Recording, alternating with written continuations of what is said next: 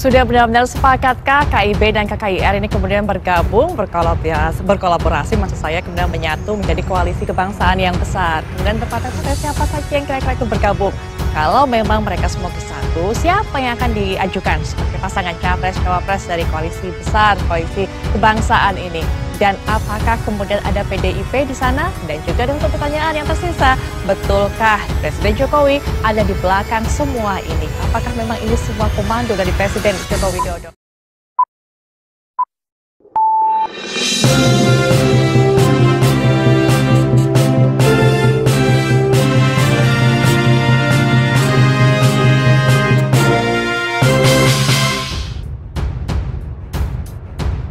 Suatu pengalaman yang baik yang kita hadapi 5 tahun, ya 4,5 tahun ini ya, bahwa dengan suatu jiwa kebersamaan, jiwa kekeluargaan, dengan kita apapun pernah terjadi suatu perbedaan atau suatu persaingan yang keras, tapi jiwa persatuan, jiwa rekonsiliasi. Tidak ada satu yang harus menang, yang satu harus kalah telak. Tidak, kita semua harus menang. Everybody must win. Kita itu yang kita jadi poin pentingnya itu ya, bahwa ini bagian dari itu. Dan saya yakin dalam bulan-bulan akan datang ini kita akan capai ya Pak Surya. Betul. Kita akan terus ketemu ya, dan ya ini tugas kita. Kita jadi pemimpin partai ya. Ya ini kita sekarang yang harus capek untuk mencari format supaya rakyat itu tenang, supaya rakyat itu menghadapi peralihan kita ini semua sejuk. Ini yang kita inginkan. Ya, jalan tengah, kita ingin suatu kesejukan, kita ingin suatu moderasi. Ya, nggak usah jor-joran lah kalau bersaing. Ya, biasa-biasa aja. Saya kira itu Pak. Baik. Mungkin jadi ini yang Pak Prabowo tadi sampaikan, yang kami diskusikan, intinya kita ingin Indonesia yang menang. Indonesia yang menang. Nah, bagaimana Indonesia menang ya tadi yang kami sampaikan bareng-bareng, kebersamaan ya, komitmen kebangsaan di bawah komando Pak Jokowi sebagai jalan tengah nanti untuk memajukan Indonesia. Saya kira begitu. Dan saya datang ini juga sudah bicara sama Pak Erlangga, sama KIB, ya, sama KIB.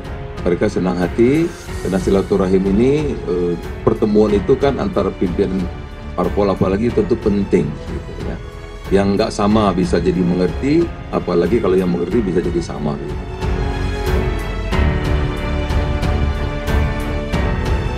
Mas Adi, bagaimana melihatnya partai-partai ini manuvernya sudah semakin kencang, banyak yang saling bertemu antar ketua umum partai ini? Ya saya kira ini bagian dari follow up dari pertemuan di kantor DPP PAN beberapa waktu yang lalu soal bagaimana wacana kemungkinan koalisi besar itu akan terwujud ya. Kalau dibaca rata-rata memang koalisi besar ataupun koalisi kebangsaan ini adalah resultante dari keinginan partai politik semua pendukung Jokowi untuk menyatukan kekuatan politik mereka menuju jalan panjang 2024. Jadi siapapun nanti yang dilawan, kekuatan politiknya terkonsolidir menjadi satu kekuatan politik yang memungkinkan pertarungan itu bisa dimenangkan dengan mudah. Kan begitu yang ditangkap oleh publik soal bagaimana rencana koalisi besar ini. Cuman yang memang menjadi tanda tanya publik sampai saat ini itu belum selesai adalah bagaimana dengan PDIP. Karena waktu di PAN diundang tidak hadir. Ini kan pertanyaan-pertanyaan mendasar karena apapun judulnya, KIB ataupun KIR dengan PDIP pastinya akan membangun komunikasi politik yang juga intens, terutama untuk menjaga hubungan baik ya dengan PDIP sebagai partai pemenang pemilu dan tempat di mana Jokowi tumbuh dan besar hingga jadi presiden saat ini. Yang menjadi problem terbesarnya sebenarnya adalah ketika kekuatan politik ini terkonsolidasi menjadi satu koalisi besar, entah itu koalisi kebangsaan, entah itu koalisi besar, entah koalisi yang kemudian menerjemahkan keinginan Jokowi, paling pada level soal siapa capres dan cawapresnya akan rumit. Satu misalnya Gerindra itu sampai hari ini harga mati Prabowo Subianto itu akan maju sebagai kandidat capres di 2024. Apalagi misalnya hari ini ada survei dari LSI misalnya Prabowo sudah rebounds dan kemudian bisa menyalip Ganjar Pranowo misalnya. Kita juga tahu kalau di situ ada Golkar, pastinya Erlangga Hartarto juga mematok harga mati untuk bisa maju karena hasil dari Munas beberapa tahun yang lalu. Erlangga Hartarto itu keputusan partai adalah capres. Begitupun Muhaimin Iskandar. Bukan hanya keputusan partai, bahkan keputusan Istimewa Ulama juga merekomendasikan Muhaimin Iskandar untuk maju sebagai capres dan cawapres. Ditambah PDIP yang kita tahu beberapa waktu yang lalu ulang tahunnya di 2024 kader PDIP harus capres. Kerumitan-kerumitan inilah yang saya kira memang sudah mulai dianyam, mulai dikomunikasikan. Andai poros perubahan ini, maksud saya andai poros besar ini terwujud, karena di dalamnya ini mengumpulkan para dewa, ya, para petarung-petarung besar yang di dalamnya menginginkan semuanya bahwa mereka ini adalah orang yang bertanding di 2024. Pada level kognitif, pada level substansi, pada level kesamaan, pada level asimetris soal iman politik mereka, saya kira tidak akan ada yang bisa membantah Putri. KIB saya kira senapas dengan PDIP, KIR juga senapas dengan KIB dengan PDIP, karena sama-sama pendukungnya Jokowi.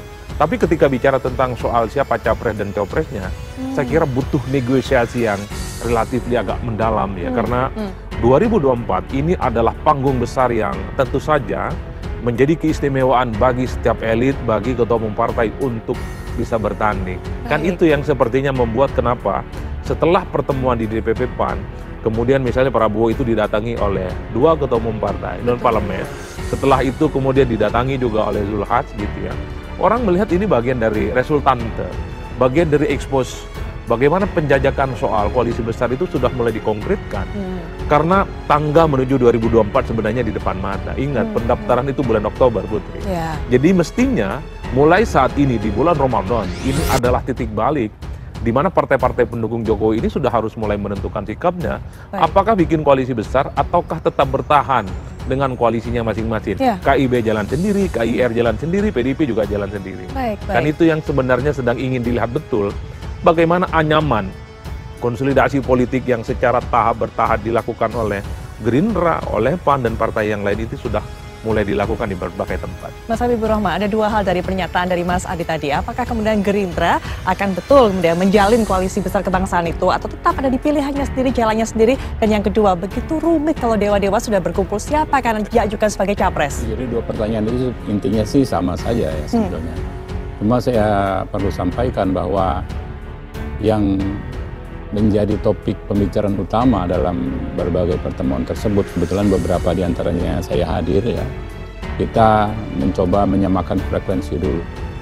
Menyamakan frekuensi apa? Artinya saat ini banyak kajian ya bahwa situasi ke depan bukanlah situasi yang mudah bagi kita sebagai bangsa. Karena dalam konteks internasional ada kejadian-kejadian besar yang berimplikasi menjadi tantangan bagi kita sebagai bangsa. Misal perang antara Rusia, Ukraina, ya, lalu ketegangan antara Amerika Serikat dengan China. Ini harus kita antisipasi sebagai bangsa karena dampaknya pasti signifikan ke seluruh negara-negara dunia. Terlebih kita adalah salah satu negara besar, ya, negara besar yang mempunyai pengaruh juga besar. Karena itu penting, ya, bagi kita, bagi elit, ya, untuk menunjukkan kekompakan, menunjukkan persatuan, ya, supaya apa? Supaya kita bisa melewati badai tersebut. Nah, barulah kemudian kita tentu berhadapan dengan persoalan siapa capres dan siapa cawapres. Nah, tapi tadi yang narasi besarnya itu yang kita bicarakan dulu saat ini. Siapa capres dan cawapres, kalau mengacu kepada keterangan Pak Prabowo, itu akan kita bicarakan ya sambil terus kita menjalankan dinamika ini. Sebetulnya pada saatnya nggak ada yang rumit ya, pada saatnya ya. Serumit apapun masalah ya kan, tidak ujung-ujungnya akan ada deal ya. Ujung-ujungnya sih pasti ya insya Allah kita masing-masing punya kedewasaan ya melihat situasi dan kondisi saat itu. Jadi masih banyak waktu ya. Saya pikir nggak akan ngunci lah ya. Masih beberapa bulan lagi ini, sementara ini komunikasi terus berjalan. Baik. Jadi insya Allah ini situasinya kian hari kian bagus komunikasi. Tadinya misalnya agak jarang bertemu, sekarang ketemu agak-agak rutin ya bicara, dan mulai itu tadi kesamaan frekuensi itu mulai terasa. Ya, Mbak Putri, pertemuan kemarin dengan Pak Prabowo adalah bagian dari follow up pertemuan acara silaturahmi Ramadan di kantor DPP PAN. Ada komitmen bersama, ada frekuensi yang sama, ada landasan yang sama, upaya untuk membangun ikatan kebangsaan. Jadi, pemilu sebagai bagian dari proses kompetisi konstitusional itu harus memperkuat ikatan kebangsaan. Ikatan kebangsaan ini kalah menang tidak boleh zero sum game, semuanya adalah bagian dari anak bangsa. Itu yang pertama.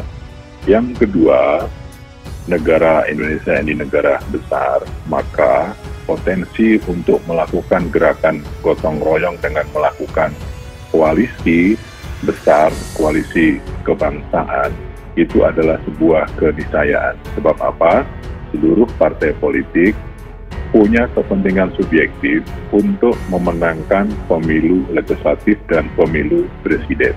Proses koalisi ini adalah syarat yang di Undang-Undang Nomor 7 Tahun 2017 tentang Pemilu pasal 222 sesuai dengan presidensial threshold harus memenuhi 20% kursi DPR. Jadi kalau ada kekuatan besar bergabung menjadi satu, maka komitmen untuk menggabungkan basis konstituen masing-masing partai politik akan semakin membesar, dan potensi untuk memenangkan pemilu presiden juga akan semakin tinggi.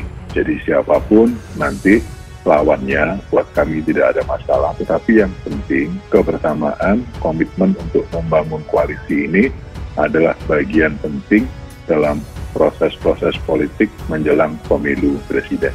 PAN siap untuk menjadi penggerak dalam rangka terwujudnya koalisi kebangsaan di bawah komando Bapak Presiden Jokowi.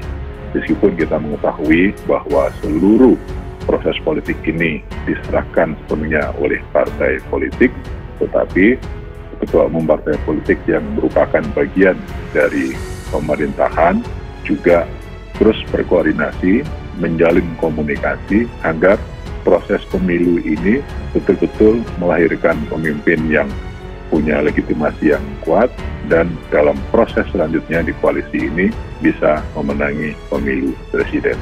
Soal siapa nanti yang akan ditetapkan menjadi pasangan calon, memang dalam hitungan matematika sepertinya rumit, seperti yang digambarkan oleh Mas Adi tadi. Betul. Masing-masing partai politik punya ketetapan masing-masing, punya kepentingan subjektif masing-masing, tetapi saya meyakini apabila nanti dibawa dalam satu meja perundingan, masing-masing kepentingan subjektif partai politik akan bertemu menjadi nilai objektifikasi, dan itu adalah merupakan kesepakatan bersama.